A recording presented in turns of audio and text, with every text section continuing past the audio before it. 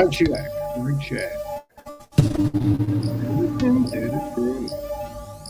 All right, let me quickly do this. All right, pin message. Fantastic. Excellent. Super fantastic. Hello, everyone. Welcome to the Black Betterment broadcast. I am your host, Rap Raven. I haven't actually opened the magic PDF of super goodness. Let me see if I can find it for you, fantastic people. Hold on. Present, share screen. Oh, is that one? I think it is. I think I found it. No, I haven't. Oh, well, where's it gone? Hmm. Hmm. Hmm. Hold on. Is it a window? Is it a? It is open. Or maybe I didn't double. Give me 17 seconds, family. I know why. Because I haven't opened it as a document. So what happens? Technicalities. So let me just. Oh, let's see if it opens now. Is it live? Oh, there it is. Let's see if I can. It's right there. Okay, in real time. Welcome everyone to the Black Bear broadcast. I'm your host, Rap Raven. This is the 166th show. I believe so. That's 166 times we have come together to try to collectively help Black people. Isn't that a good thing? Very good. Oh, yes. So, those who are new and those who are listening on recorded future times, this is how we normally start. Let's break it down. Don't forget to follow the Black Betterment Building Instagram, but we start by saying the three starting statements. It's very important for you to know. When it comes to working as a collective with only Black people on matters that benefit Black issues, Black progression, and Black ownership, Black people are collectively inadequate. That's true and very upsetting to some, but it's something we're trying to work at. Individually, you might find a non-Black person who shows some kind of camaraderie towards Black people. However, camaraderie, I always say it wrong. Camaraderie, whatever. Collectively, Black people have no friends. There you go. And last and not least, but probably the most important, oh yes, and it was pretty much crowbarred in the last minute to show how important it is. Constructive Black man with constructive Black woman makes a constructive Black family. I'm going to update this model soon. I'm going to give a context of what makes Black people historically and today, what makes Black people collectively adequate, and then what the solution is. So we might change the format soon. Okay, also, we do throw out the link. We actually throw a link now. So if you click, you can actually jump in. Isn't that amazing? But when you do, don't forget to practice discipline, dedication, dignity, and discernment. That's the 4D values. If we can use those when we're live on, when you jump on, it is very handy. It minimizes anxiety and it puts us in a solution frame. Feel free to use this 4D values every time you try to help Black people. I find it very, very handy. Try to be disciplined, try to have dedication, try to have a bit of dignity, and don't forget some discernment because you never know when you need some discernment. Oh yeah. Also, try not to use any derogatory language if possible. There might be some derogatory language in some of the videos you play. I'm not too sure. Might be. If there are forgiveness, we watch for case studies. But we will be going through derogatory language. Actually, it's one of the topics. And we've had a few disagreements here live on the show about, using derogatory language and is it good and productive and all that interesting stuff. So we shall unpack today, see what we can do. So for those who don't know, what is Black Betterment? Black Betterment is Black people helping Black people on Black issues for betterment. That's right. That's what Black Betterment is. It's a lifestyle. Dun, dun, dun. So we promote the lifestyle of Black Betterment on this broadcast. And the hopes is one day you will too. And then maybe you make your own broadcasts or your own kind of shows or whatever it might be in the future where you have Black Betterment at the base of it. You see? You have a Black Betterment base. Nice one there. And that way everything that sits upon that base has a Black Betterment lifestyle connected to it. So you just make sure you put Black people centered in everything you do, and that way we can improve the many challenges that Black people go through. That's right. If you don't know, now you know. So what's today's two fantastic, super megally good topics? They are, let's read out the statement and the response to it. What problems can the misuse of Black public funds cause? We review situations where Black authorities misuse public funds. Very important one. This it's actually I might take some time to just talk about just how that concept and how it is very problematic for many reasons. So that's one topic. And the next topic is there a value in not allowing Black children to view adult error-prone behavior? We talk about how best adults should behave in front of children. So we've discussed this before, funny enough. It does ruffle a few feathers because obviously, a lot of parents have children and they want to believe what they're doing is best. Certain concepts where they're around children all the time, or their children all the time, and so they struggle to wear two masks. So just want to be one person. They wear a mask at work. They don't wear a mask at home, and sometimes their natural instinct is to just swear all over the place because that feels normal. Feels normal. And we did say that the 4D values discipline. So, but we'll go over all that good stuff as we get to it. So, which one to start with? Which one's the quickest? Let's start with the kids one. We'll come back to it because it causes them. We've got less content on it, so we'll show you what it's motivated by. So, apparently, it's gone viral in the United States of America. There is a party where they're trying to emulate. There's a rapper called, I forgot his name. I think it's Young Boy. I think it's Young, but I don't know about modern trendy rappers. I'm very old school, so I don't know their names. But I do remember in the individual that they're trying to, I think, make a party to emulate. We showed a video of him a few weeks back saying he wasn't best pleased with the content he makes, and he understands how it might cause chaos and destruction in the community. Funny enough, apparently there's a party where they're doing that. So let's have a sneak peek at this and see if we can case study it so we can do better. All right.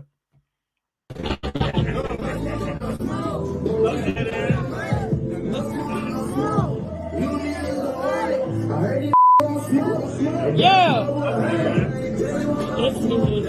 I can't say I'll describe. Basically, there's a party, looks like, and there's a lot of children, and they're throwing money around and have, I assume, guns. I would like to think it's water guns or something like that, but they look real. Always be careful giving young black children guns to emulate, especially in public. We've seen black kids being killed by police. We did a case study of that versus non-black children. How quick, for me, for the American history, some of the worst things I've seen was some of those cases where children were being killed. It's never good, and just the speed and the speed of it, no questions asked. And I don't believe the officer who killed him was arrested. We have to research that, follow that up.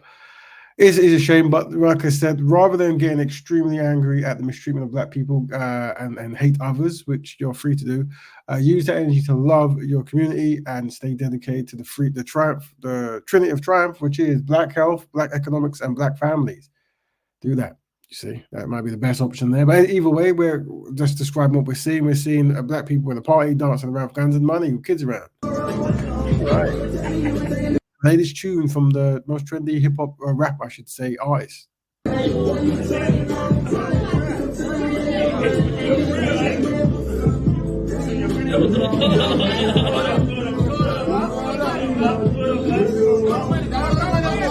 you go. Oh, we're very entertained. Very good. Yes, of course. So it's been circling saying bad parenting. What are they doing? I don't know the context of what's going on. How familiar these kids are with whatever's going on. But once again, like I said, with music, and it becomes a normal part of your everyday life, and people playing it, and then there's videos and people in the neighborhood behave a certain way, and then people look up to those behave way. Then you get kids trying to emulate what we call an error-prone, but also a benchmark, a rebranded benchmark position. And this is where kids aspire to be below the expected high principle behavior patterns. And we see this, we do see this. I have another video for enough just to go with that. This is, I forgot I actually had this one. This is a gentleman, it's kind of connected. I think he goes to schools, and I think he's just describing to the children that everywhere he goes, he knows that in some of the black areas in the States, some of the children are not misbehaved. I think he's trying to do something. But let's have a sneak listen to what he's saying. This is slightly similar but different. Rewind. There we go. And you're gonna have very animated guy. Eric Thompson went off script during a speech at Vashon High School and it's got the nerve to laugh and joke when teachers trying to teach you. You got the nerve to a group of students repeatedly interrupted him during his talk. So I think he's there to give some kind of speech, and the students were interrupted. Like a fool when somebody cares about you. You talking while I'm talking. Do you know if I go to a Jewish school, them kids quiet? Thomas normally charges for his talks, but was speaking for free. So he went to the black school to talk for free. So he's practicing black Betterment. Well done to the brother. If I go to a white school, them kids quiet. If I go to a Latino school, they quiet. The only kids that disrespect me is black kids. That's it. My own are the only ones that disrespect me. I walk in any other school, they like, there go E.T. We taking notes. I come home, you talking. You capping jokes. You think something funny. So, I mean, we do say, you know, it's best to, so there's many things that we recommend training. So obviously being high principled, we try to break down the elements of how you can be high principled is very important. But also self-loving, black loving. So your high principle, teach about history, let people, your children know that, you know, black people come from an amazing past, but at the moment we're collectively inadequate. Black people are conquered by non-black people and mistreated. And through propaganda and these kinds of stuff, a lot of the past hasn't been really rectified, and there's many behavior patterns that happen that need to be corrected. Also, that with this unit, where there's a lot of self-hate, we're not really unified, and that's probably what answers why when the brother might go for free to a black environment in the States, people are, you know, talking for him. They don't necessarily respect his opinion, while other communities might respect it more. They haven't been through the similar kind of trauma or been divided as much. Just explain all that and then say that at the end of it, the most important thing is for black people to practice black betterment, you see. That's black people helping black people on black issues, you see. It has to be a thing. You have to teach these things. That's why we say swearing and beating and throwing things at your children and letting them see destructive behavior. It will become them, and they won't understand value. Sometimes this is what you have to do, you see. You have to paint pretty pictures of black people and try to be very high principled. Very important. Oh, yeah, so let's kind of listen to the gentleman. Look how we living. Ain't nothing funny. Yeah. Ain't nothing funny, y'all. Right. Look, when I got my PhD, what embarrassed me, I'm in there, they asking me, like, what's wrong with our urban schools? Like, why you asking me? I'm in classes like you in class. The teachers want to know, professors want to know, well, why are your kids, what's the problem in the school system? I'm embarrassed, y'all.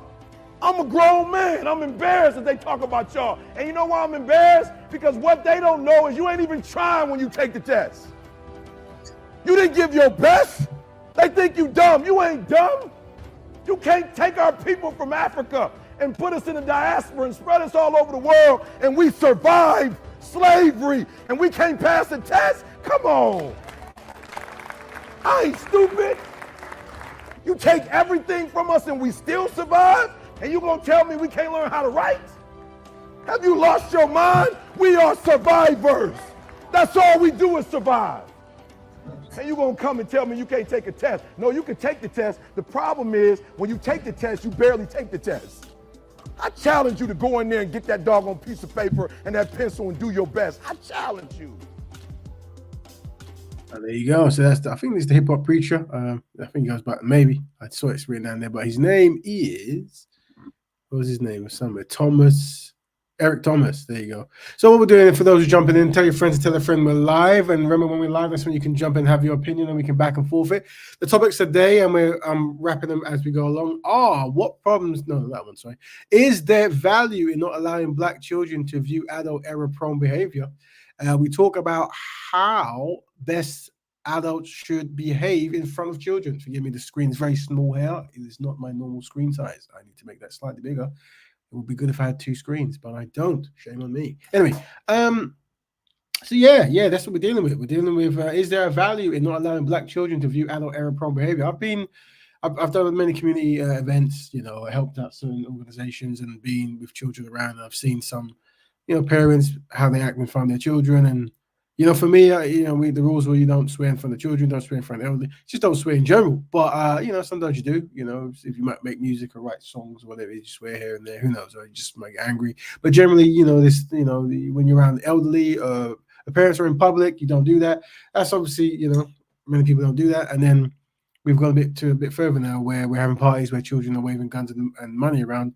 Once again, I don't know the context. Maybe there was a intelligent context that we don't know, and, you know, shame on us.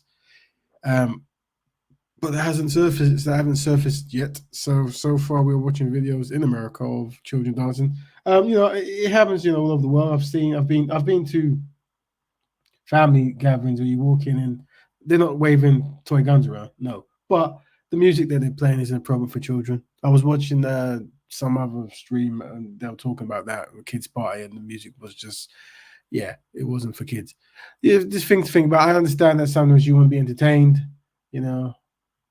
You go to the cinema, you have to watch the children's thing with them. That should be the same with kind of music, really. Yeah, it's very hard because some of your best songs is just profanity led and talking about how best to murder black people and how best not, to mistreat black women and black men and this kind of stuff. I know it sounds cool, good groovy beat, but maybe only listen to it on headphones when you're jogging. It might motivate you to make that extra run because we practice black health here. We want to be making that, I think 3 hours a week of exercise, lower your blood pressure. Don't take too much sodium and sugar so you don't trigger diabetes. Black health is one of the Tree of Triumph. But yeah, so yeah, this is one of the things I'm talking about. If you are a person, let me actually put my finger on. There you go. Whoopsie daisy. Comments. Yeah. Oopsie. There you go. Sorry about that.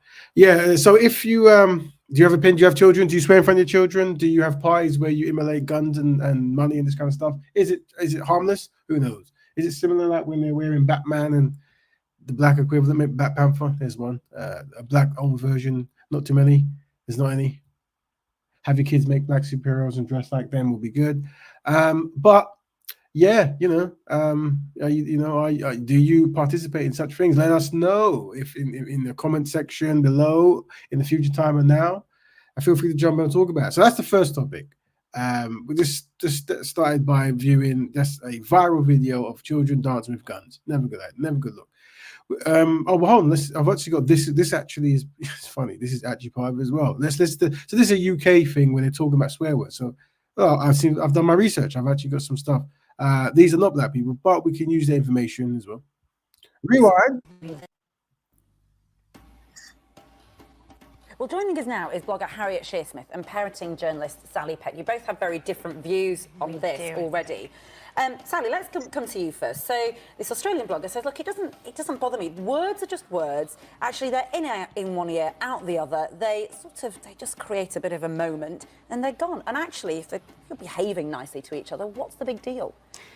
Okay, well, first of all, I do agree with her that actions are more important than words. But if you look at these words, a lot of them have histories in being insults to women or to minority groups or to disabled people. So actually words they carry a heavy load with them. And if you look at what your children, and another issue is, why are the children doing it? They're copying you. So I think this is a moment for parents to say, is this really the example I want to be leading? And even if you don't think words are a big deal, a lot of people out there do. So what I do with my kids is I say, okay, even if we don't care about language so much, a lot of people will, and you want them to hear the content of what you're saying. Big up, brother Dominique. Very important contributor to the Black Bear broadcast. Big up. If you pepper it with so many naughty words which will offend other people, they're not going to care what you're actually saying. They're going to listen to that. And I think that really weakens their arguments. So that's an interesting one, isn't it, Harriet? My 8-year-old Billy used a word. I don't think he really knew what it meant. It's quite a common swear word. Those joining now, we're looking at the question, and the question is there value in not allowing black children to view adult error-prone behaviour? And we're looking at a UK show, The Good Morning Britain. I haven't seen that in years. But yeah, this is, they're talking about swearing in front of children. We covered this before. But last time we covered it, a lot of people, it was mixed, but there was some people who weren't best pleased. They wanted the right to swear in front of their children within context. This kind of stuff. We said it's probably best not to do that, but let's have a see what the professionals say. And I said, well, you can't say that. And he said to me, why not? Who said that word is not acceptable and this, the alternative version, is acceptable? Who said that? And it's an interesting one, isn't it? Because actually, who did say that? I think that's a really good point. And to build on what Sally's just said, yes, some of the words are steeped in oppression, and I do think we have to be a bit careful with that. But we also have words that are still deemed acceptable by society, that are not swear words, that people use an awful lot, that are steeped in oppression. And some of the most abhorrent words in our language were originally just words. So I think from that point of view, are we creating more of a faff around these words than we need to, when realistically they're not big a deal? But they sound nice. If they affect, well, it's not so much that. It's the Constance's point is that she prizes kindness Exactly. more. Now, it's unkind to offend people. Just because you're not bothered by the words, you have to be aware that others around you are bothered in the same way. Big up, brother Cal, joining live on the panel. Black Bear with you, brother. While he's finding his mic. Just a reminder of the past. I remember not too long ago where, at least from black culture, black people, being respectful in front of children and adults and elderly was the thing. And sometimes you would see other cultures not doing that, and it was very baffling in school. Like, why are they talking that way in front of their parents? A few years later, maybe we're getting more towards that. If that's the case, maybe we need to reverse that trend, but let's carry on listening. Whereas you don't mind chucking your litter on the floor, but others are bothered by it. So it's actually about teaching your child to be aware of other people's feelings, isn't it? It is, yeah, and that's an important lesson. So it's all in context. I think what I would teach my children is that if they stubbed their toe, why is shouting something like fluff less offensive than the alternative, which we all know and we won't say? But why is that less offensive? It's about context. And if you were to say to somebody something offensively, you were to use the term aggressively, that's very different, and that's something that we should be teaching children. But everyone's measures of that are quite different. Another thing Constance says is that she uses naughty language all the time, but she's very clear to her kids that they can't. I am as well. And but I think that's ridiculous because that's an interesting point there. She's saying that some people, they say, I can swear in front of my children because they know, was it do as I say, not as I do philosophy. And she's saying she doesn't agree with that. Because if I'm drinking a glass of wine, I can say to a 5-year-old, your body's not able to handle the alcohol in this, therefore you can't have it. But I just think you're going down a really dangerous slope if you say, I can do this, but you can't. Yeah, but just because I'm old. Except there's like somebody else here says, I'm 56 and I never heard my grandparents or my mum swear. My mum still frowns at me if I do. And there's something about that in that we all, well, maybe you not, but we all swear, but there are certain people in front of whom I would never swear, including my family and so on, just because it's just, you know, and I've grown up knowing that, yes. Well, she says she's grown up knowing that, so that's the culture she's talking about, training from young. And that's what I'm saying. When we break that, then things just go. Let guidance to the wind. And I think that's what this Asian individual sister is saying. It'd be interesting if the others had that same kind of upbringing. Exactly. So it's a sign of respect. It is, but that's a really good point, you see, because you know that it would upset them. So again, it's steeped in being kind, it's steeped in realising when that context is appropriate. But also, if you know that that's going to upset them, is a child really old enough to understand that? If my son comes to me and says, actually, Mummy, can I use this word? My first question would be, well, why do you want to? And if he can't answer that, then he's not old enough to use that language. I do explain to them that these are adult words, but also I think you have to understand that it's much more important if my child says a swear word. Is a bit of it, though, that actually what we're worried about as well is somebody judging our child and indeed judging us as parents. Yes. Yes, but if they're judging our children and judging them to be rude, they're going to discount them. And if that happens in school, I mean, look, there are sometimes reports of schools excluding someone for using naughty language, and I think that's definitely... Do you think that's going too far? Too far. This is just language. What we need to do, and I think what you're saying about it as well, is have conversations around this. Why does it matter? What in our family makes this matter, and what makes it matter to other people? But yeah, no, exclusion is definitely way too far. Shall we find out what you've been, what your... Let's end it there. Today's topic, family, and the first one is there value not allowing black children to view adult error-prone behavior?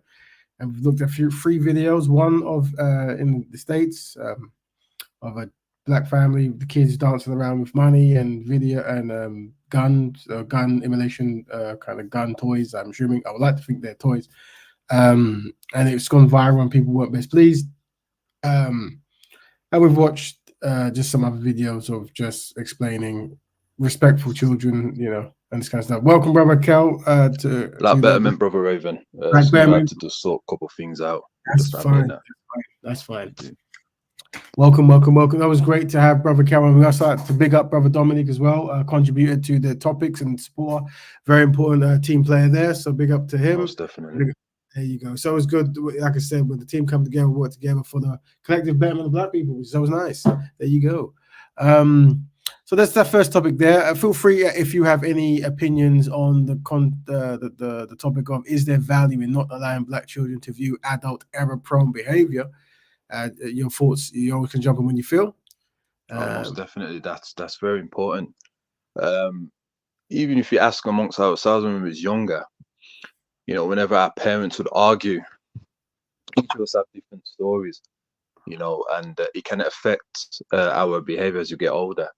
So what I propose is that anytime a constructive um, black couple are having disputation in any way, that either they kind of do it outside or away from the children as much as possible, or if one can kind of save the debate or the problem until they go to sleep or when they're out, and then talk it constructively with synchronize outcome, or it does lead to them saying, well, this is how black women supposed to be treated and black men, and then you would get a legacy of you know, unsynchronization. So definitely we have to speak about that, man. Definitely. Also, I've seen some videos that we might unpack at some point, and I've heard about this kind of trauma thing where there are black men who say, and maybe some black women as well, who say that the abuse they face or see from the black parent in their household makes them not want to be with a black person when they find a partner, which is interesting. Like, it's interesting how they make that connection, and you know, and that's something we have to be aware of.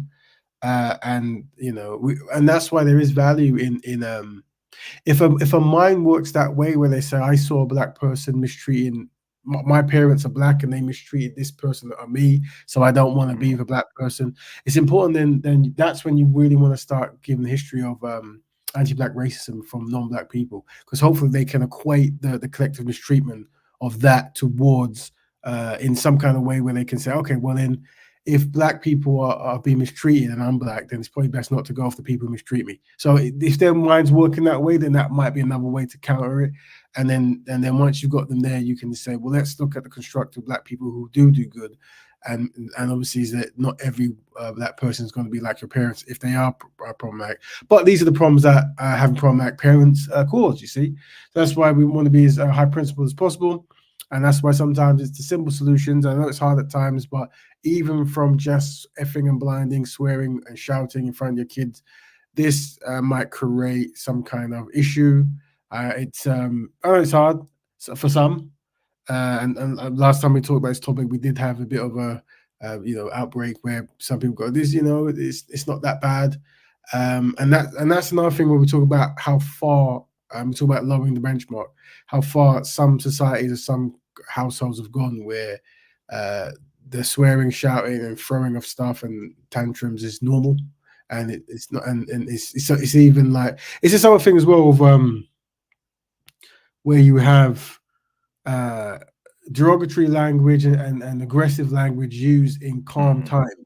So because you use them in calm times, it kind of like it's hard to tell when someone's angry or happy, but just by the words, and then it becomes normalized, and then you almost can't stop it. But we always say have this exercise, like, and we have a list of words on the Black Bear broadcast, and we always say that you might want to say the N word, and we understand people try to depower that word and this kind of stuff, whether empower it or whatever it might be. And we say that what we find is interesting is you can actually call your friend and your enemy the N word, but you can't call your friend and enemy a king or a queen. So that already shows you that even in your mind, you understand that words mean certain things, even though you're trying to rebrand it in some way. So just by that, maybe you should experiment with words that doesn't have a double-edged sword meaning, allegedly. This is an exercise. Also, as well, Brother Raven, is that getting the children to be able to understand, you know, the gorge of error-prone and high pitch, of the levels of that, and then explaining to the parents with wisdom that this is going to lead to unsynchronization and go against the best interest of how we need to move. Now, of course, there was a film, I don't know if you remember, it's called Equilibrium. Yes. With Christian Bale.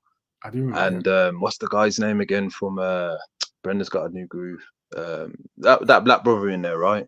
And I remember, like, the kids had some form of authority that whenever they didn't take the pill, they would say to the parents, did you take the pill?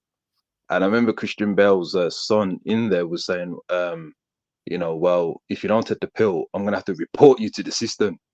And you understand? So I understand that it may get a bit like hectic, where the kids may even dominate the parents. However, good reminders and that, man, can keep synchronization, man. I do remember that film. That was a good. You remember that? Yeah, I remember that film. Yes, I'm looking at that. Yeah, it's actually a good film, and the brother's called. Is it Taye Diggs? Taye Diggs. Taye Diggs, yeah. Brenda's got a groove, yeah. You remember it, King? You remember it? Yeah. I mean, it came out around about that kind of where the Matrix was all the hype and stuff. Yeah. Similar vibe, but it was good. It was like a very good low budget film. Yeah, it was. Not low budget, but it was good. I actually remember, and yeah, I do remember that. And it's good film. What if you can watch that film? Equilibrium, good film. All right, yeah. So family, yeah. So we have a chart of error prone and high principled, and we want to be as close to high principled as possible, right? Sometimes if you're in a party and your kids have got guns and money and they're dancing around swearing to music, you're kind of more error prone. You see, error prone. We want to get them. And this is why we're saying like it has to be a whole cultural shift. We say that promoting music that promotes Black economics, Black love, Black health, that kind of stuff, Black empowerment. This is okay. This if you listen to music, maybe something that empowers you will be good, not destroys you. You got a party, try to have books read in the party or presents that are books from the ancestors or from scholars, whatever. Try to push health, have the kids eat fruits and all this kind of stuff, whatever, right? This is just, I know it sounds odd and weird because when you get so used to the structure, it's almost like when they did the baby test with the, back in the days, and they still do it now, with the kids just casually picking the black baby as the ugly one. This is how the mind works, where we're so conditioned that even that destruction is normal, and just wanting better is almost a threat. You see, that's why when brothers like myself and Brother Kel, we walk around, we try to promote Black Betterment, Pan-Africanism, B1, and anything that is productive and helps Black people forward. There's massive pushback, and we actually become, unfortunately, at least within the tone of the conversation, the most hated people because it's uncomfortable because people become so used to destruction. There's actually a very good film. I don't know what it's called. But I actually recommend we all watch it, and I'm not going to try to spoil it. But it's when I find out the name, it's a film, and it just talks about. It's a film basically made in either the First World War or Second World War. I want to say First to Second World. Let's say Second World War, right? It's about English generals who have been captured, and they've been captured and by the Japanese. And the Japanese were aware that the English were very good at making trains or something like this, right? And they realized some of the people who they captured were train makers or something. So they said, now that you've been captured, you're just going to work on the train. And what happens is they get so into the train making, so into it, that they almost don't want to escape. They don't want to, they're just so into it, and they almost forget that they're prisoners. And so I won't give away the twist and stuff, but I'll see if I can get the name of it. But it's kind of how Black people behave, unfortunately. Where we get very comfortable and we forget what we're doing, and we end up doing very good works for other people, not ourselves. And so it's something to be aware of. Please do. Let's go back to the topic at hand. Let's see if I can find the sheet. Oh, it's up here. But that's a good observation there, because I've noticed as well, even growing up, and I've had to use the political science. What my parents told me is that human beings are naturally emotionally connected, man. And the longer you are around groups of people, you start to kind of feel empathetic towards them, and then you believe that we're all one. So that's where it's like, I believe when it comes to our people, that if we can have, well, there's a code of conduct there that we use, like deal with non-African people politically instead of personally, then we can definitely shake off the the emotional connection. Yeah, it's interesting because it's something that I understand. I understand it's normal that it's not like Stockholm syndrome, this kind of stuff, that when you get used to people, and then you get used to know the individuals. And I think one of the biggest problems Black people have is how we can individualize a person's personality and spread it across a collective group. That's right. They had two. There's two videos I didn't download, but I should have. I think Brother Dominic might get. I think Brother Dominic might. I think it was he. I could be wrong, but there was one. If I can remember where. No, it wasn't Brother Dominic. It was. I wasn't. There's a Pan African brother who I follow recently, and he was talking about can you be Pan African and marry a non African woman, and they had some brother jump on, and he was. I should download that video for next week, maybe. But it was interesting because he goes, "Oh, I was homeless. I was a homeless man, and when I was a homeless man, black women used to make fun of me, but it was the white women who gave me money and and spoke to me nicely. So today I only date white women." And he wouldn't mention why he was homeless. The fact that he was black would probably contribute to his being homeless and all that kind of stuff. Didn't care about that. And that's what I'm saying. Where many brothers can do that, and that's why sometimes the exercise I let you try to do is give people exercises to ask white people, non-black people, but specifically white people, because that's usually what black men end up with. And asking things like, like I understand you have a great new white friend and partner, whatever it might be, but would she be willing to create an institution that pays reparations to Africa and the Caribbean?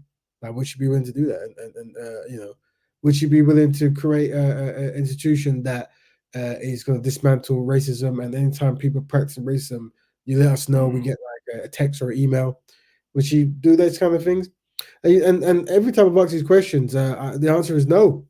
And it's an interesting thing. So what you want to do is, because black people always tell you that the greatest story that ever happened and this kind of stuff, just go, let's ask these people that you're trying to get married and stuff, would they do these things? And also, whenever you're talking to brothers and sisters out there, remember to center blackness. What I mean by that is, especially in these Pan-African and these black power empowerment shows where they go, is it okay to be Pan-African and marry white?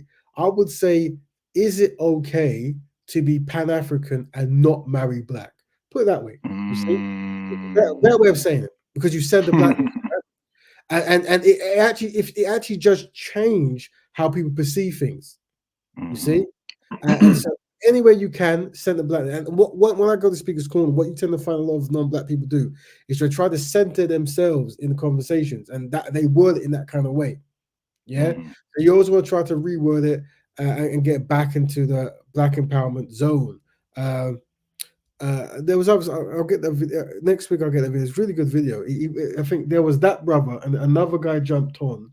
A brother who jumped on, and he looked very European. But he identified as black, and he said his great grandma was a black woman, and then he said both his parents were black, and it just came across like he was practicing deception, and then he started promoting his stuff.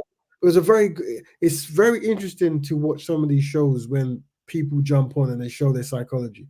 So we'll have to unwrap that next week. But let's go back to this topic, which is big up Sister She Reigns as well. Sister, very good contributor to the Black Bear broadcast. Okay, so we're going to move on to what problems can the misuse of black public funds cause? We review situations when black authorities misuse public funds. Very important one. Family, without doubt, public funding is very important. When you look at I think they call it the Jewish Defense League. No, they're not called Jewish. I forgot the name. Shame on me. But there's a think tank started hundreds of years ago, 98 years ago. I can't remember. Actually might be 100 to be honest. Just Jewish think tank where the Jewish community pay to look out for Jewish needs and stuff. We need that. That is definitely something we need. But the problem we have is, unfortunately, whenever you have poor people trying to elevate and there's limited funds, you might get a whole lot of charlatans, black people, opportunists who try to join things for their own personal gain. And what happens is, when they do problematic behaviors, it makes people not ever want to give money to black people and stuff. And this is the legacy of how people perceive things, and this is something we have to clean up. This is why there's so many activists. They don't even take money. they want to, but they have to. They feel they have to do a whole load of stuff before they can ask to fund their stuff. And I get it. It's one of the main reasons why we have never done any kind of outreach funding project.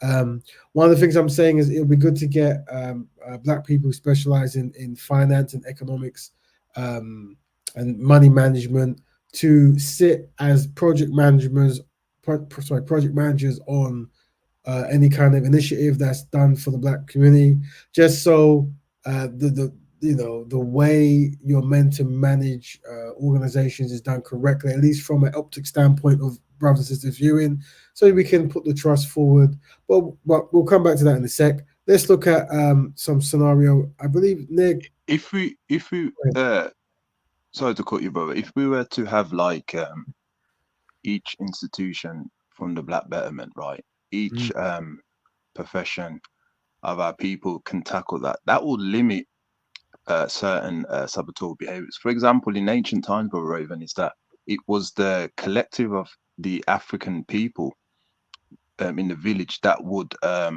elect and also control the economics, how it was distributed. They only use a leader to represent the energy, but it wasn't per se that they are controlling everything.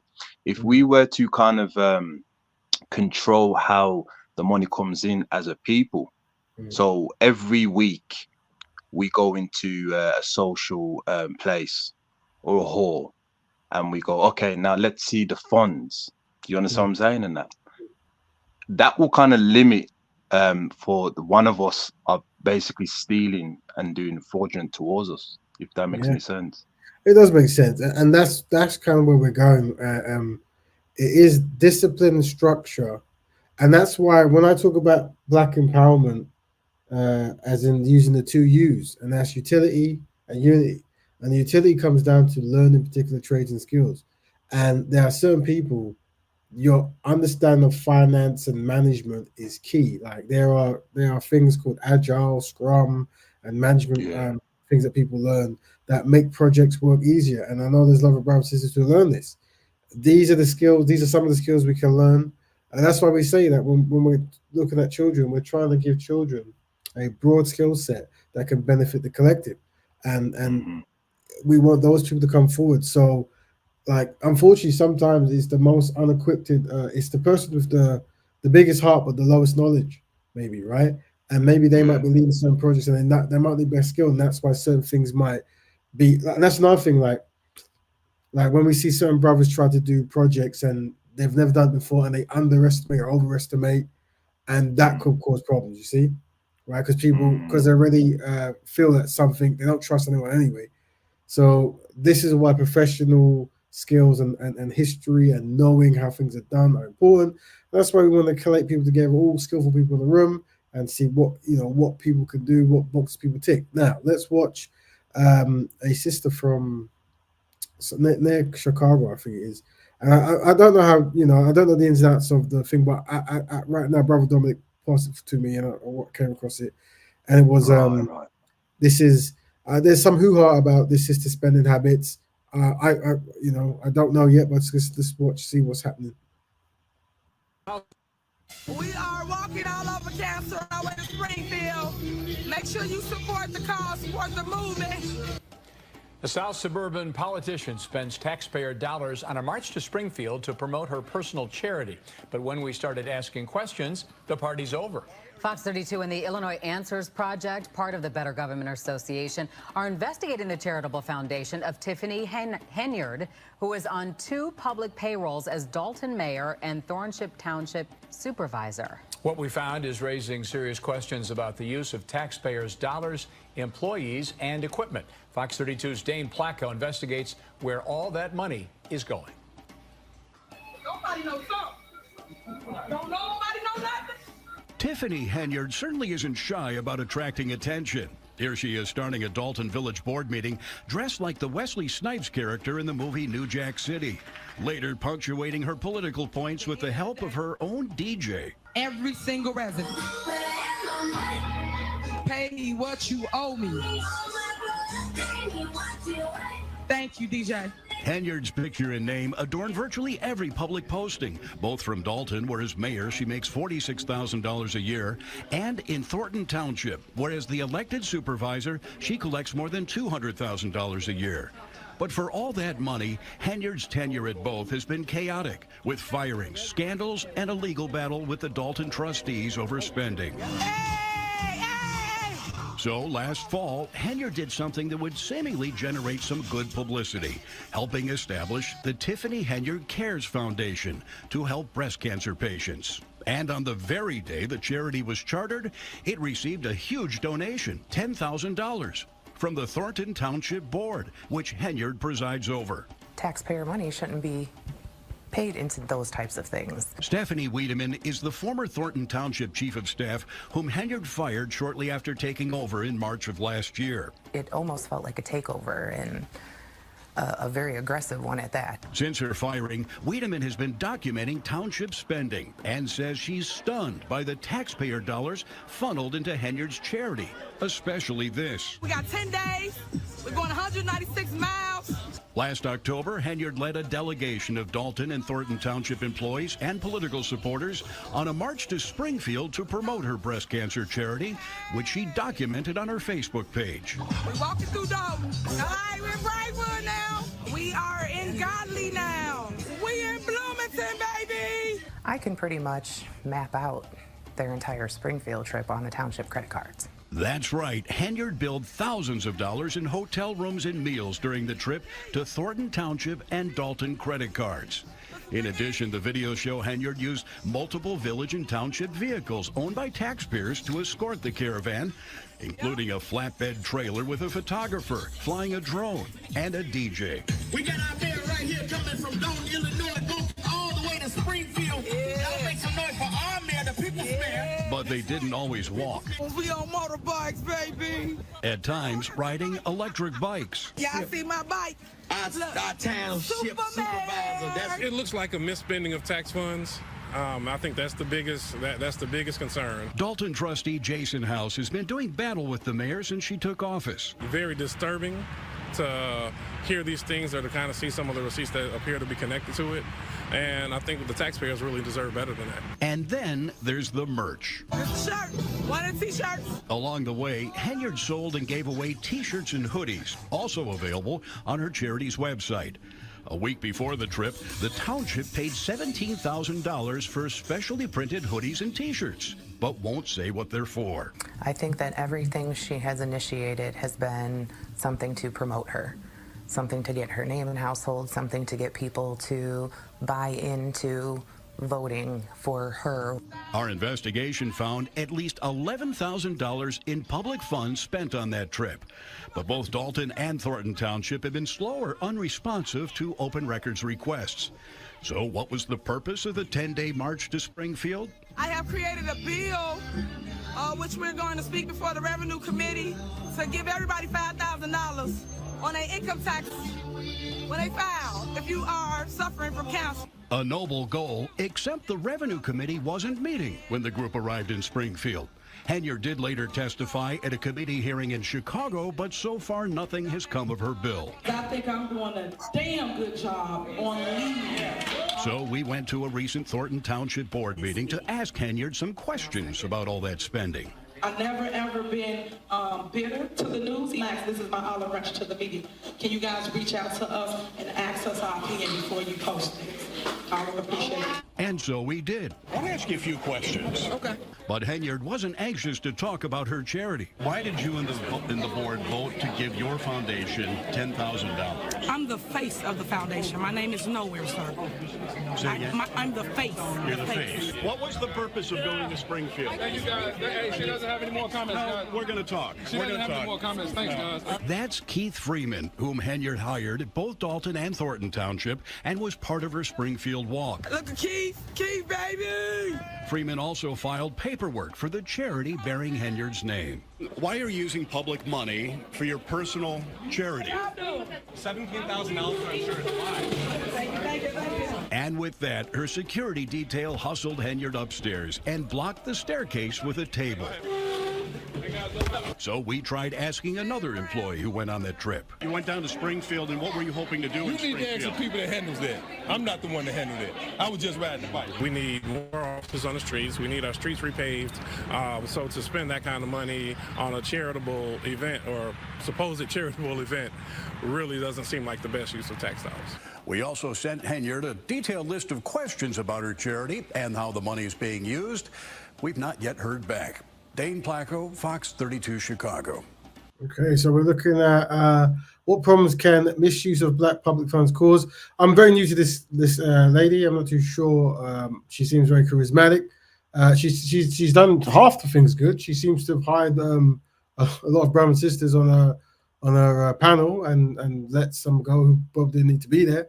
So 10 points for her for doing that. But if the community is saying she's misusing funds, this has to be researched. There's one other quick video that they're deciding to have. Let's find out.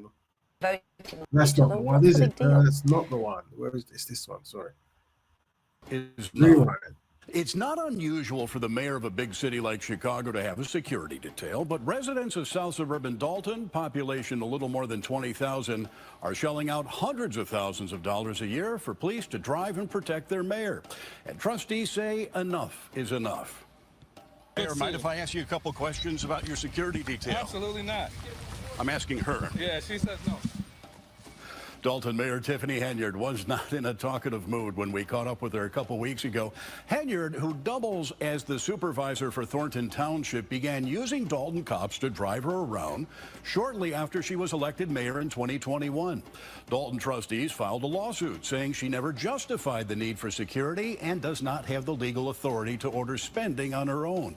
So how much does all this cost? Well, we filed a Freedom of Information request and found that officers assigned to her detail are routinely working hundreds of hours of overtime and even accompanying the mayor when she travels out of state. One officer put in for more than 300 hours worked in a 2-week payroll period, making more than $13,000 in a single paycheck. That's more than 200 hours of OT in just 2 weeks. I see no justification whatsoever, and more than that, it's really a detriment to the residents of Dalton. How so? The residents, if we would take the same money and put it on officers patrolling the streets, then the residents would see a much better presence and public safety would be better. Oh, she loves it. She just loves it. She loves the detail. I think it makes her feel as if she's like a superstar. Trustees say Dalton will likely spend $1.5 million on OT this fiscal year, the majority of it on the mayor's security detail, and they're worried the village is running out of cash. Much more from our Fox 32 investigation. So, the worst, she hired a convicted pedophile. Is that true? I didn't see it. So there's a person on the team who's been convicted of pedophilia. I think in America, is it predatory? I don't know what it's called in America. I think it's predatory behavior. I can't remember. Well, I hope not. That's definitely good. But so the topic, family, what we're dealing with here is what problems can the misuse of black public funds cause? And we're looking at a sister here who was very charismatic, but apparently there's been a few videos circling of her misusing funds and doing some things that people are not best pleased with.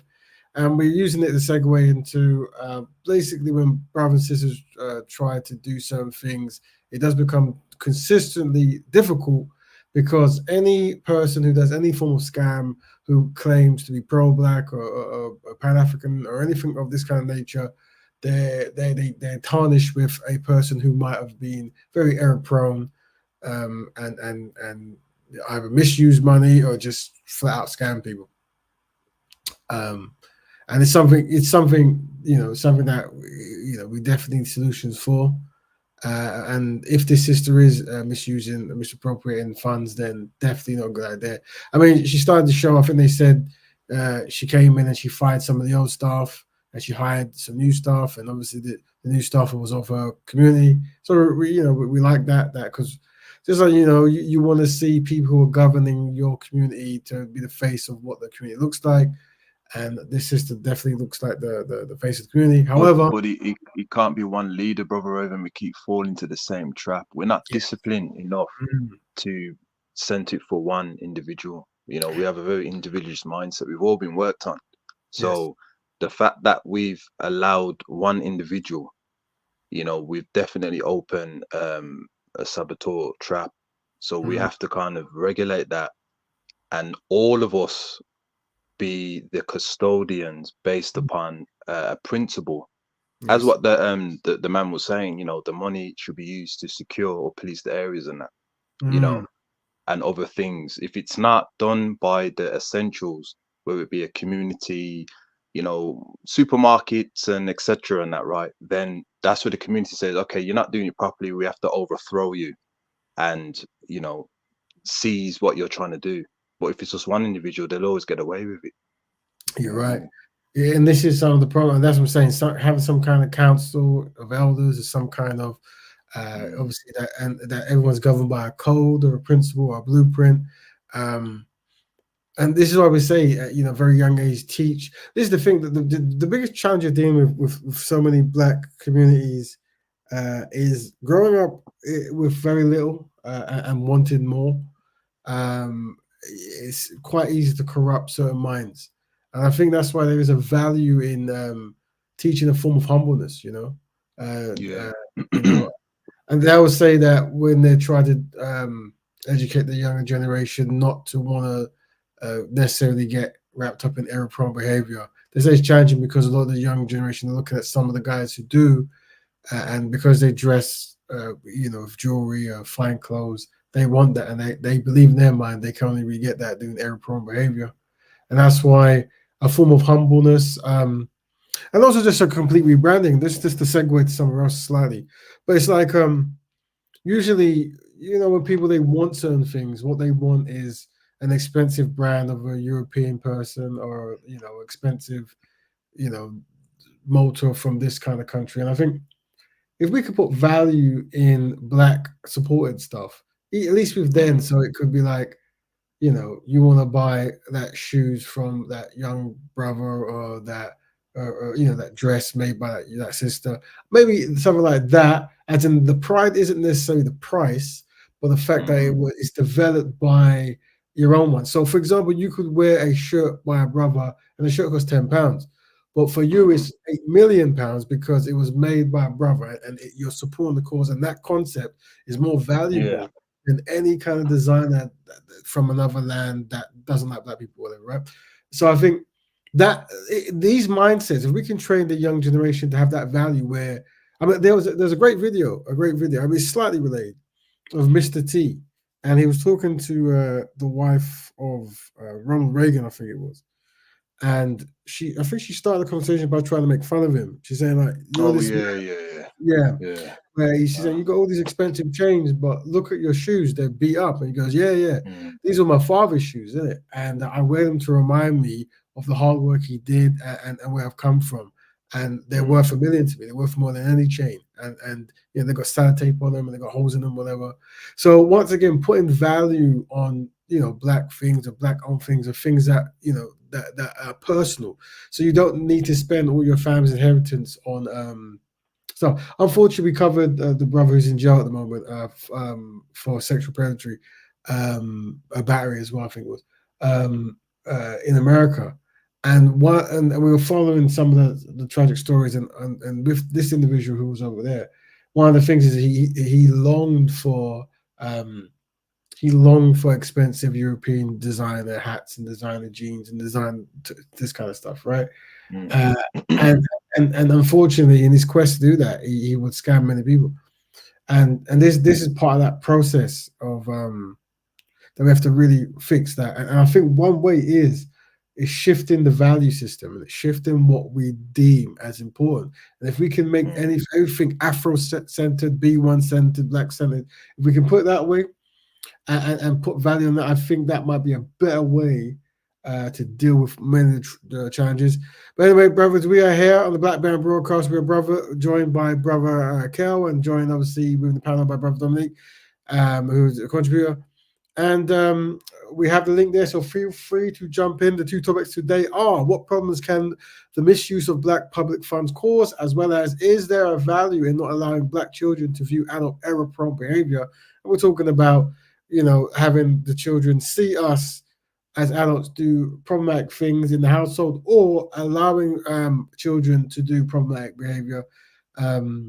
error-prone behavior, and not high-principle behavior.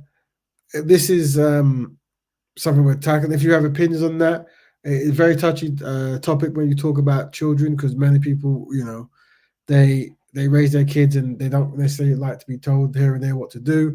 I think one of the things you have to think about when it comes to children is sometimes we're in our own bubble, and sometimes by not seeing how other people are raising their kids, we don't have really anything to kind of to reference it. So sometimes you might have a kid, unfortunately, for whatever reason, turns down a life of harming others, right? And the parents say, "Well, I tried my best, and I didn't do anything wrong." And for the most part, they're probably right. But unfortunately, by not seeing others and how they do it, or having an actual guideline of how to prevent certain things, we might be much softer than we imagine. And unfortunately, we might, I've been to many court cases in my black belt work, and I also see the parents of children the young adults, sorry, as well, who get, might get 5, 10, 15, 20 years for attempted murder, this kind of thing. And these are like very, kind-hearted parents, and they're like, I don't know where I went wrong. I did everything I could, and you know, sometimes they watch some of these shows, like Swap a Wife show on these TV channels, house shows, and it's only when they see those kind of shows they say, "Oh, I don't do that." Oh, there was also a European lady. It would be great if they had a Jamaican one, but there was a European lady called Super Granny or Super Nanny, something like this, where she goes to the houses, and when the kids are misbehaving, she tries to discipline them. It was a show a couple of years back. I remember seeing. It would be good if we had a Afro Caribbean one or that or something, but. The point is, there is a value in trying to template certain ways to not have our children be completely corrupted and be a part of a problem where when they get older can't be controlled and are harming people. And we're looking at this video here. I'm not saying that these kids are going to do that. We'd like to think they're not, but. But what about, for example, you was talking about if there was an African-centered value, but with that, there should be a collective value add to that as well. Yes. And if we were to kind of highlight to the parents, like, this is high pitch. So if you have a collective African-centered in for teaching the kids at a very young age, a curriculum which we can give out that will help, right? Then this is going to help the community. Whereas if you don't follow this guideline, error prone means that your child will be compliant in helping on synchronization to the rest of the community. And I think doing that, I believe doing that of having that vision that your child will contribute to that in the wrong way will kind of frighten black parents, man. You know what I mean? It will kind of make them think like, if I'm raising that, then everyone will go against me. And I've been told and warned that this is the curriculum. You know what I mean? That will kind of work in the best interest, Brother Raven, man. Yeah, I think there was a lady on one of the videos we showed where she said when teachers get called in, parents get called in, one of the reasons they want to fix their children is the shame of the fact that it's perceived that they're failing as parents. But I do agree.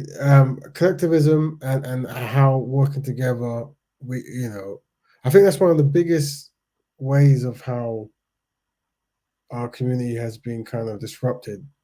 I see other communities work so much better as a team collectively, and I think we've been made to think individualism is the solution, and working on your own and the value of and there's also something I was actually going to cover it, but I didn't. I don't know much about it, but it's happening at the moment. It's kind of connected. There's a Christian rapper, light-skinned rapper brother from the States, and he I think he did I don't know, I think he tried to call out some of the rappers, Jim Jones, the Freeway rapper, and Rick Ross, that's him, and there's one more, I forgot the gentleman, but yeah, I think he called them out saying that brothers and sisters, that your lyrics are getting too extreme, and now that you're signed and you've got your millions and stuff, maybe you might want to put a new message as well. And I think they actually they went at him quite well. At least one of them did. I think Jim Jones went out. I haven't heard anything. I just heard about it. But I need to get it. But I think they were quite angry at him and you know, for calling him out, this kind of thing. And I think there was a brother who I follow called my son. He's like very cool brother. He came. I think he went to jail for on wrong charges, but he believed not to tell on his friends, this kind of thing. And when he came out, he turned a new leaf and he's now doing activism work and he's hanging around with some activism guys. And I remember he was really cool because I think he was one of the movement of when there's the channel called Vlad TV, a Russian Jewish guy. He must have mocked or made fun of or falsely accused Louis Farrakhan, and everyone said we're not going to support your channel anymore. Oh, I heard about that. Yeah, and he was one of the brothers who did. And I think what was interesting was when that happened, the Vlad TV gentleman, the first thing he did was talk about how he lent this gentleman money to travel. Yeah. I thought this is what, you know. Oh, you know, I used to lend him money. I'm like, why are you saying that? Why are you saying that on this? This is very, very peculiar behavior. But yeah, anyway, but the brother there, when he came out, he turned a new leaf, and it was on his show. He was talking about, and he was giving his perspective of how best to communicate to street rappers, and you know, without try to minimize them thinking it's a threat or whatever it might be. Who knows? But maybe we might cover it next week. It is to interesting. be honest with you, Brother Raven, is that the community, right, who are living a certain lifestyle or in certain situation, collectively, what we should be doing is telling the rappers who have made it that you don't need to talk about these things no more. You're not living that lifestyle no more, you know. So we need to kind of control the narrative as well as use synchronization tactics of putting each other in place. You can't speak about guns because you don't need to do that no more. Robbing, selling certain types of narcotics, etc. You're not living that lifestyle no more. So because you're portraying this, it's hypocrisy. We're going to let everybody know that you are a hypocrite, and we will not support you at all. By doing that, brother, shaming, what it's going to do is going to make the rappers think twice, because nobody wants to be called fake and, you know, not living the real life as what they all say. If we do that, it'd be very effective, and then we can limit certain lyrics that we hear. Does that make any sense? No, I do. I hear that. I see I see the value in it. I think I was at Brother Jedi's thing, and I think surrounding him was a comedian brother who I think he was quite in quite high spoken, just about. I think some brothers were trying to do some reach out projects to brothers in the streets. Stuff. I think he was trying to say, well, the thing is, you know, you guys have to stand on the side, like you gotta say something is wrong, and some of you can't do it because you're still in it or you're still flavored by it, so you find it hard to do. So that's what he was saying. Very interesting brother, very interesting brother. But yeah, maybe we might tackle that next week. So family, we're watching a video of kids dancing around. I think with a gun and money, and I think that they call it a young boy party. I think it's young boy something. There's a rapper called Young Boy, something like this. I forget his name because I'm a bad person, but I remember we had a video of him, and he was saying he was very upset because he believes his lyrics and his songs have caused chaos in his community. And he was in this big mansion. I think he had some mansion in some snowy mountain somewhere. It was very nice where he was living. But he was troubled, and the documentary was about him being troubled. And we played it a few weeks back, a month or maybe. And apparently this party here is emulating him or something like this. But this is the thing. So these kids are not going to live in a big mansion in the hills, you know, unfortunately. So yeah, and this is the thing. It's how do we everything we do can influence someone. Everything we do, even I do think, you know, you have a right to do very strong content about what you want. I hear that, but the reason why we talk about balance is like everything is influencing someone. You know, rappers watch Italian gangster films and name themselves Italian gangsters. You see, Mm. so it's like very. Yeah, but even though in those same films they will say we hate black people. It's one of the best films of all time. Beautiful, beautiful scene. You should watch it. Watch Godfather Part One. A wonderful scene where they're debating over where they should sell drugs at all, and they go, "This is a poison, not to do it." And they, if we catch you finding drugs, we're going to kill you. And one guy just says, "Listen, man, give it to the black people, man. They'll set to themselves. They're animals. This is." Oh, wow. I remember that. Very good. Wow. I remember I was with some family Oh, friends, and they were. Like, I don't really get shocked by content, but they right. wanted to turn the film off. I was like, "What do you mean?" And I think Mm. I love all those films. I love when those films say the truthfulness of how communities generally perceive black people, and that's why I'm against like the retelling of slave films from a European perspective from the past, where you know they dress everything up and have a white savior Oh, and they have yes. lucky Negro kind of stuff.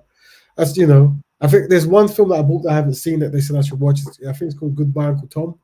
Oh, I yeah, yeah. It's an old film. Yeah.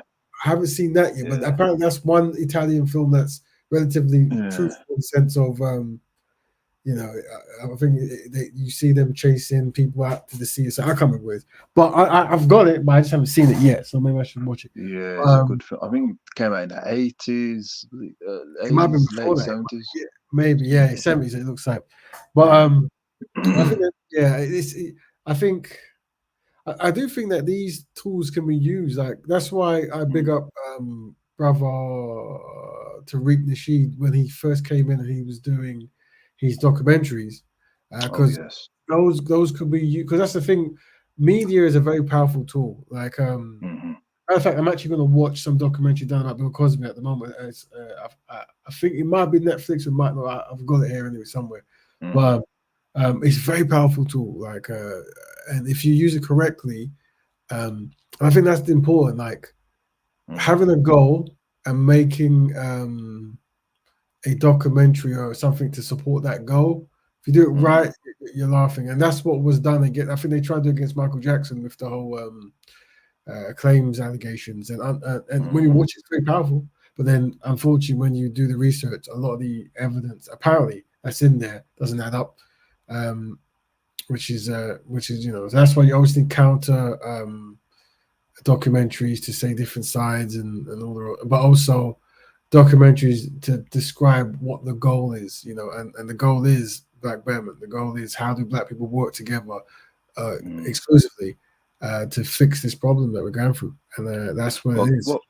Well, Garvey mentioned it centuries ago. He mentioned that the white man is a master of the media and subduing everyone to his ways of how he thinks, right?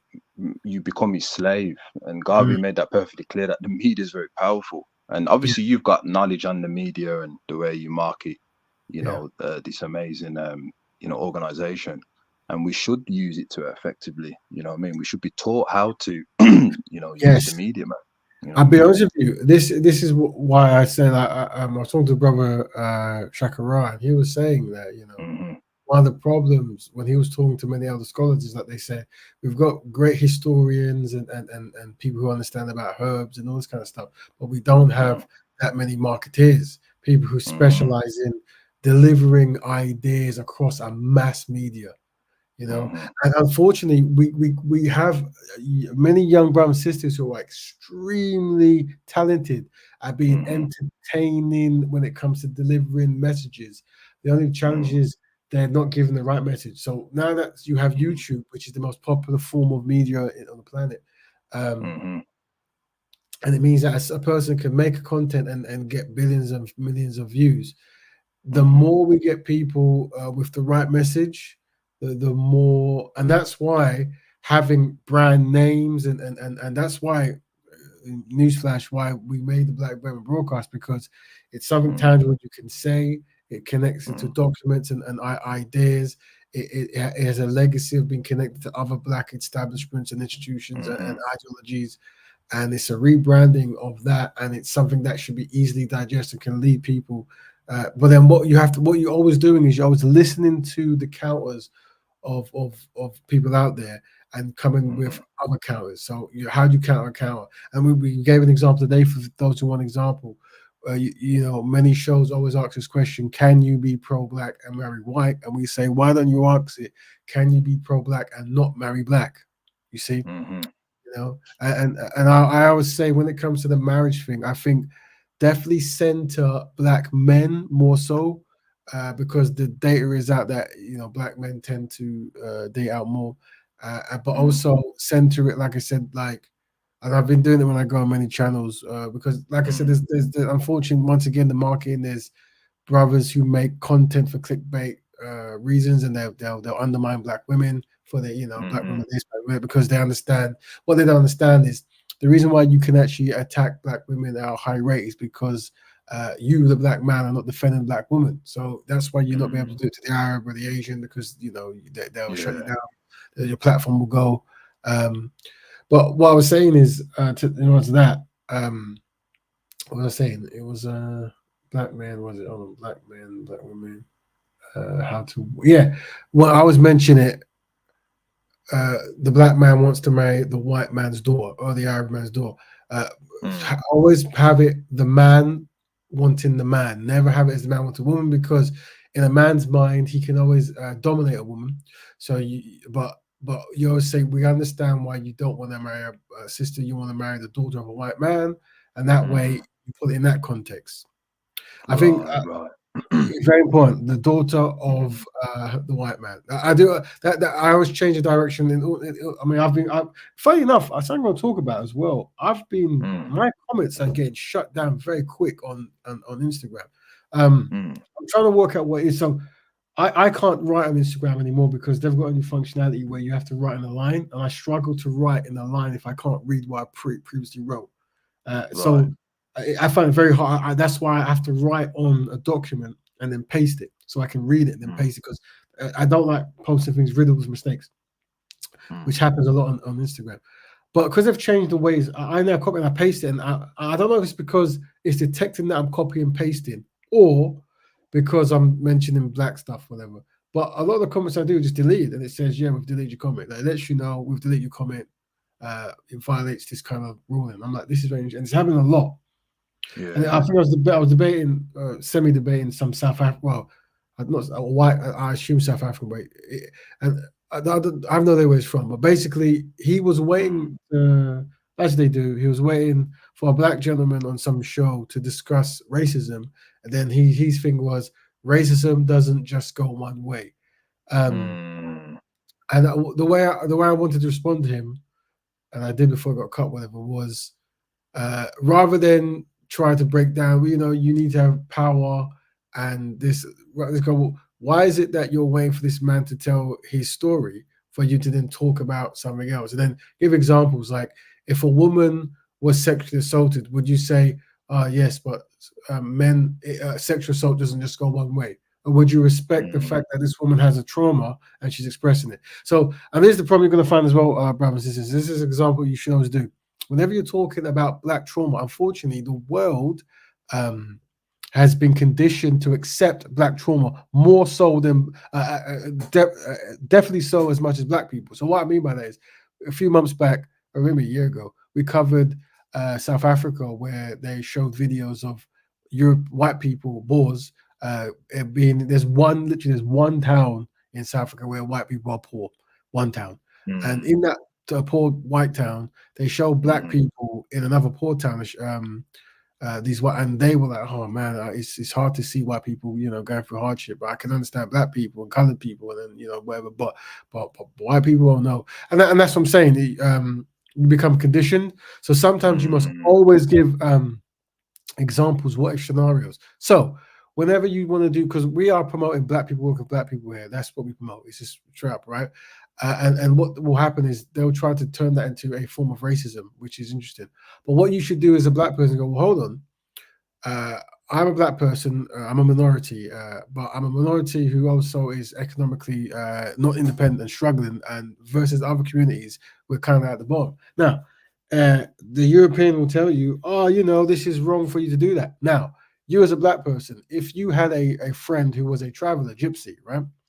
And you were friends with, and the traveler gypsy said, listen, man, I'm going to go, and I'm going to practice gypsy betterment, right? And I'm going to work with other gypsies, marry gypsies, whatever. As you as a black person, would you feel offended and would you try to stop that minority gypsy? Usually the answer is no. Why would I? It's not going to affect me. It's good that he's taking time and he's recognized that there's many challenges gypsies go through, and they want to feel right. It's right for them to fix themselves. So by taking the example out of black people, then it's different, because the black-white paradigm makes you always think black has to include white, blah blah blah. So by using the gypsy analogy, they go, okay, well, how comes we as black people can do it for the gypsies, but non-black people can't do it for black people?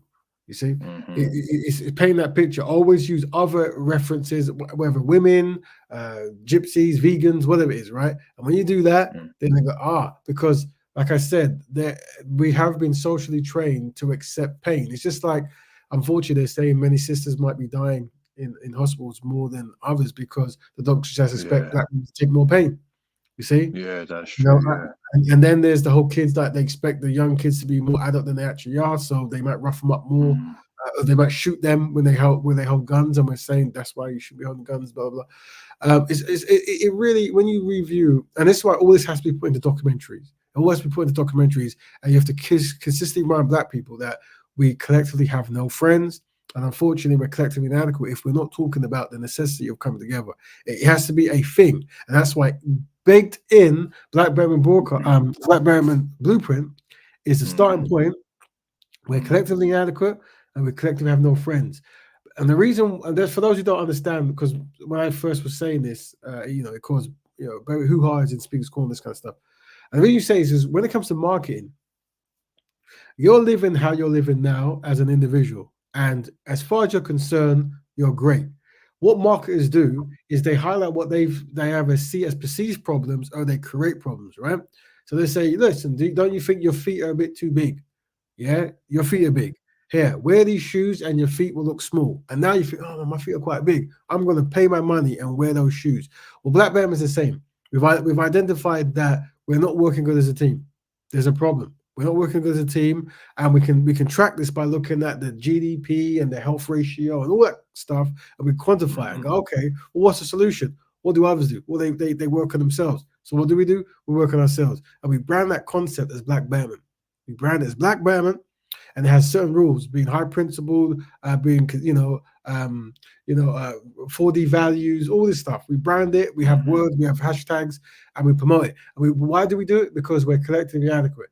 If you step in the room and you say black people are kings and queens, we're the best, whatever, they will use that against you. They'll go, this is racist, you can't do it. So if you go, we haven't healed from the mistreatment that your community have done to us, and we reserve the right to fix ourselves, this is the strategy. This is strategy, and I'm telling you, it's the one. So when we're dealing with non-African people, there should always be the judo effect of redirecting the energy and then counteract with the solution. Yes. As you were saying in regards to, why can you be Pan-Africanist and not marry an African woman? You can give a historical proof what's happened, and then the counterattack of that is, because our people, we can become very very emotional when they do interfere. And I think I believe is that when you get them emotional, which they will be, the fact that you're talking about separating, that's where you can steer and control them. Because when a person's lost control of how they feel, then they're most likely going to be able to not think properly. And I've noticed that with non-African people is that they get very emotional when you say, I'm going to separate for our own solutions. We don't need you anymore. They get very aggressive. Like that time was on Titans TV, man. You know what I mean? Yes. Life was in danger. That mountain man, it was amazing. Threatening, and all we said was separating. Well, I'm going to download this Pan-African video I got, because on there there was the unsynchronized black man who loved European women, and the European-looking man who identified as black but acting European, which could be deception. And Right. just because we were going to say, but from what you're saying to add to it, I think one of the things that I always what we recommend this show is to ask questions of whenever you. Oh, sorry, this is more important. Sorry, this is somewhat shocking or maybe controversial, and I know some of the Black sisters they might have heard me say certain dance path and they might be confused and not best pleased, and just hear me to the end. I do think the solution when it comes to the Black love thing is saying is using sisters' needs uh, uh, as the important thing. So saying that, well, unfortunately, um, our sisters uh, need good brothers, and if we don't have if if if we have a low deficit of good brothers, and this is where it gets controversial. And you also, and I recommend you start by saying, we Black bearers, we value the mind, body, and spirit of Black women. It's the primary. We love it, and you kiss your lips, all the rest you want to do, right? However, unfortunately, because of the white man's branding, every other collective group despises the Black phenotype. Now, the reason we say the Black phenotype is because that represents men and females. But we understand that when people are picking their lover from a male to woman perspective, men tend to go for phenotypical stuff, while women tend to go for more protective and provided stuff, right? So that way, a Black man can still get non-Black attention if he can provide and protect, allegedly. And that's so that way they can look past the phenotype that they've marketed as grotesque, while reversed now, the non-Black men will not view the Black woman as appealing because they're suffering from the branding of anti-Black racism, right? However, we don't care because we don't want anyone to take the beautiful Black woman. But that's more of a message to the Black man who's saying, and the person who's trying to intervene to do the kumbaya talk, who is going to marry the woman that you have campaigned as ugly? Who's going to marry them? If you're taking all the good men out of the community, and once again the data shows that I've never been to an event where Black women haven't said they have difficulty with pair for pair finding a constructed Black brother, as well as feeling attractive in their shell, right? In comparison to other collective groups, right? This is all, and this is why we always go down to, and this term already, you say that the white man is superior to the Black man at marketing the beauty standards of the white collective. You see, if you say that, what you're doing, you're making the Black man responsible for actually pushing his community forward, because every Black man is gonna come with the kumbaya. They're gonna come with the kumbaya karate, right? Love has no color and this and stuff, and that's one thing we need to really tackle. Like, even on some of these shows I'm watching, like, this concept of, love has no color, I get it, blah, blah, blah. I'm like, oh, hold on, mate. We need to really think about what we're saying here, yeah? Because when we talk this way, the only people who are affected negatively is Black women, right? And I know Black women don't want to, the thing about sisters, they don't want to be seen as a charity case, and you're not a charity case, but you are key to the solution of this problem, yeah? Because how do we know this? White women use Black women's pity points to get their campaign run, innit? Yeah. Oh, women, yeah. But they misuse women. They don't give Black women anything. Yeah. But we're trying to give you a constructive Black man. So we're trying to make sure that when a man is constructive and well-to-do and high-principled, that heightens the chance of being viewed rather than lowers it. Because we know that once a person becomes, high income and all the rest of it, blah, blah, blah, that heightens the chance of other women being able to kidnap them and take them out, right? So we need to say, these women and men who love you so much, Black women, how can they love you when they're not helping you, or they're contributing to the men leaving your community? You got to use those. You got to let them know that how they're helping you. Also, Brother Raven, if we also highlight, which is something that I've been using for years, etc., is using the strategy of the character assassination of the African woman uplifts the beauty of the non-African women. And then start off by, because of that, they've been able to market the European standards, because I've noticed that really does hurt non-African people as well as the unsynchronized Africans. You know, without the character assassination of the phenotype and the beauty standards of African women, these non-African women won't be able to really get forward in their beauty, because that's the reality of it. We should start off with that and then use the other tactic of, well, you're marketing the European standards, because black women do feel like that as well, King. What you mentioned, that they don't want to feel like they're a charity Yes, or pity, yeah. etc. But if we uplift them with the facts of, well, you know, non-African people, unsynchronized Africans, I hope you realize that the character assassination of African people uplifts the beauty standards of non-African women, then Yeah. that will give them the self-esteem which the African woman deserves and also has inside anyway. You know what I mean? I agree. And to brother Dominic's question, he did give me some videos of some black men, some shows, just and that's why black men, whenever you see unsynchronized black men in things, really tackle them. Don't let black women be the only defense mechanism for black women.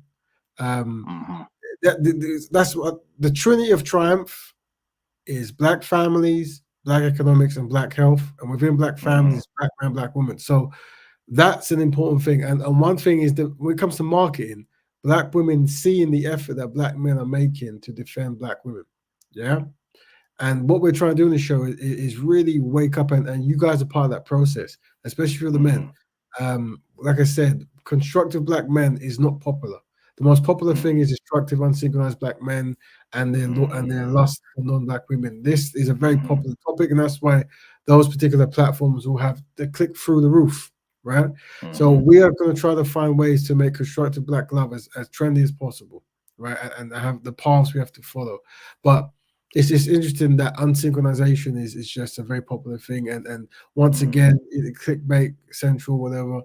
But yeah, big up brother Kel as usual. Always giving good advice there, and big up brother Dominic, the Black Bearman to all, and Sister She Range as well.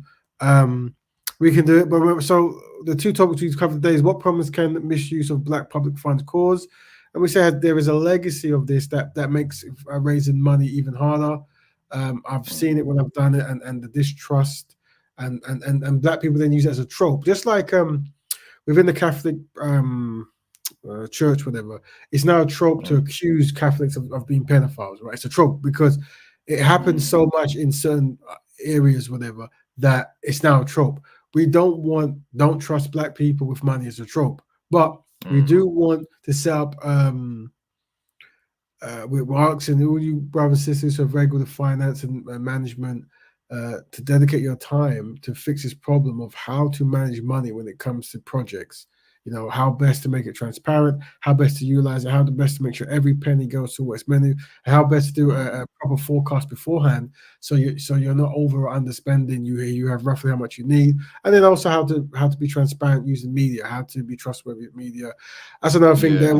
There, like even with the brother Umar, he's making a school which we all support. But they will always use the time frame and delivery to undermine that project. So that's why as PR public relations is a very good job. Like public relations is like it's just like what's her name? There's a singer, European singer, Britney Spears. This woman has had a history of challenges all her life, but you will never know. It's only when she stopped making records and they left her PR alone, then it will start coming out about all the challenges she's gone through, and now she's going through some ups and downs, and she has to be sectioned, this kind of stuff. But the thing is, the PR they're like, don't say this, don't bring her that. If she says this, it's going to be problematic here. So public relations is a skill set, and I think the public relations also worked well for Sister what's her name? Whitney Houston. She unfortunately has had a history of challenges, but you would never know that because of how the public relations team dealt with stories and put on certain shows. And when you go on Sally and Oprah, whatever the shows, don't mention this, do mention that. There is department. Every building I've worked in, there's public relations department.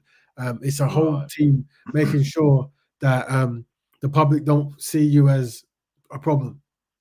A lot of our well-to-do scholars and media guys, they just go out and they talk what they feel, and that's why there's so much videos of them combating other people, or even arguing with people they shouldn't be arguing with. You know, that people are trolls and stuff. And this is something that we have to learn as well, how to control our emotions when it comes to going public. I always see a lot of brothers who are new to the game. They're not used to being, especially guys from the streets, right? They're not used to being insulted. They're like, no one's like, if you insult me to my face, something happens. And now I'm on the internet, and there's a guy called Bugs Bunny One, and he said that I do this to my wife or I do this to my child, I'm gonna get him. And they do that again. So you make a video screaming and shouting, and then obviously Bugs Bunny One uses those videos to make other videos of a man screaming and shouting. So, you know, we might have to do public relations videos of, you know, media training. But it's very important. It is very important. And unfortunately, we are a very sensitive collective, and you know, one video I would like everyone to watch. I think if there's like videos of the past, I think we should be like mandatory watching for children. Is brother Khalid Abdul Muhammad on the Donahue show in 1994 maybe. What a good view! To me, that was I found I saw it sometime in the 90s, whatever. But for me, that was a very powerful, and collating all these powerful videos of black. And it's funny because every black person I see who watched that, I've watched people review that, right? And they said that it was either their awakening moment or they were in their awakening moment, but they were in a section where they were like, you know, white people ain't too bad, blah, blah, blah, blah. And when they saw that, they saw him as being harsh. But as time goes by and they start doing more research and realize how on point the brother was. I remember showing it to some friends, and there was a sister of mine, and she's like, oh, you know, I can't listen to him. He's too strong. He's too radical, whatever. So but it's definitely a viewing I recommend. So if you guys and also, Brother Ravens, I have to quote Dr. Frances Cress Wilson as well. Her political science in front of a white audience is phenomenal. You know, she definitely. We have to do more. I mean, I don't know her time frame. I know she was educated in the 50s, but I think her time frame when it comes, what might have been maybe late 70s, 80s, 90s. But I think the Donahue show would have been either late 80s or early 90s. In that time frame, she is the greatest.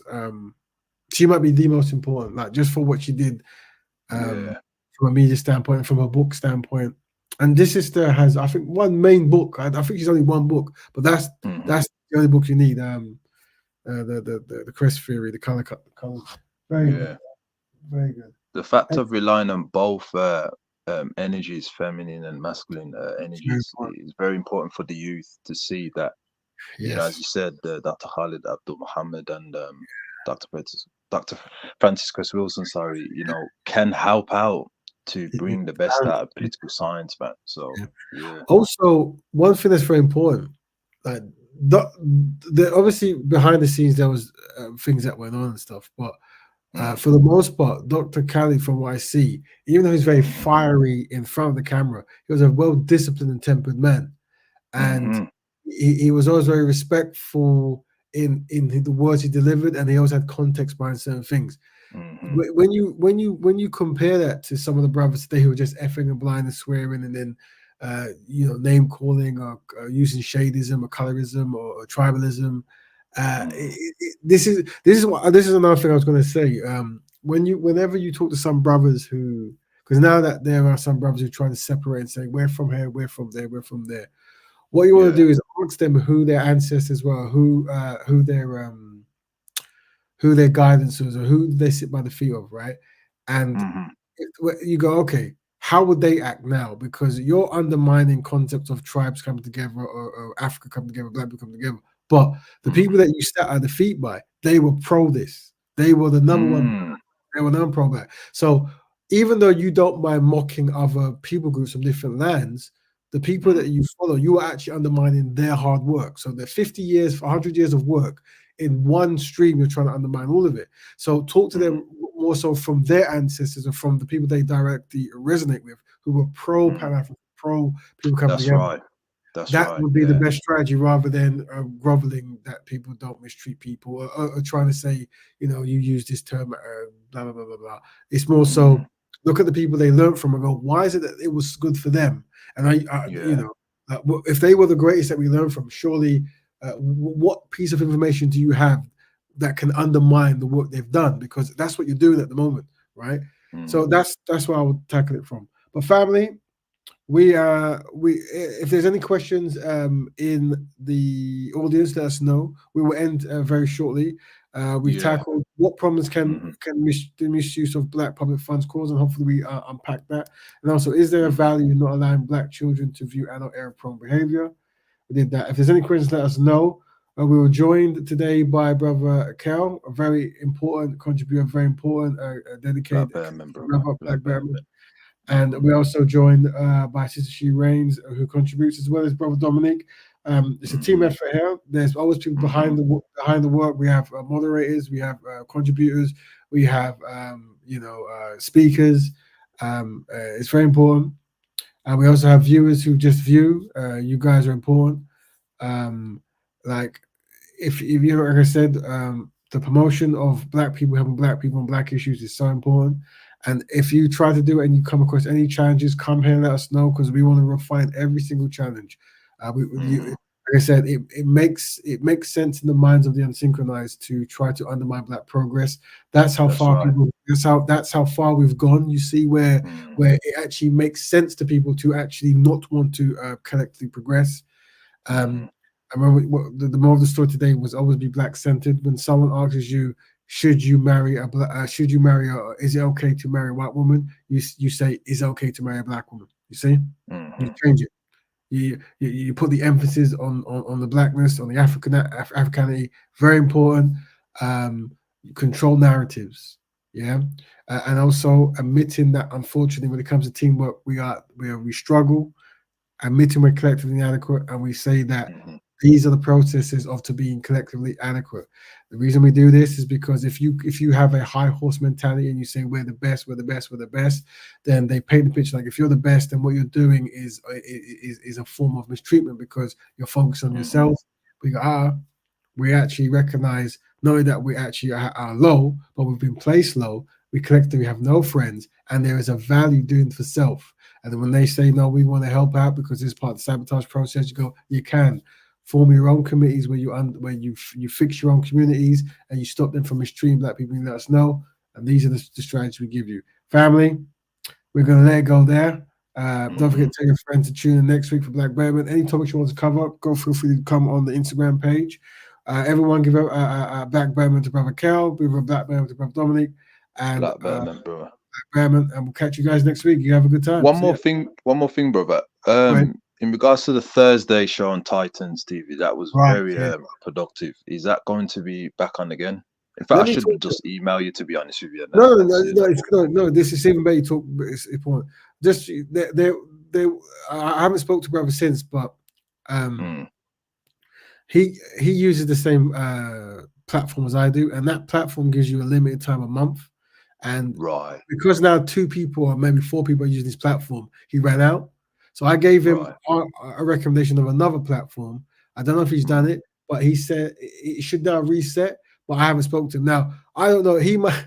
I mean, he might want a certain thing from the show. I haven't spoken to him, and that could have been a nice way of him saying, maybe 2 shows is enough. I don't know. Or he ran out. I don't know. I'm just being funny, right? But big up to him though for allowing that. Titans TV. Shout out to him, man. But the problem is there in the sense of he does run out quite quickly. So I would hate to think that our shows are contributing to him not having any shows. So I'll talk to him. But if we'll go back on Thursdays we can. It's a very good show because it has a higher view and it actually more Black people see it and they live contribute to the things we talk about.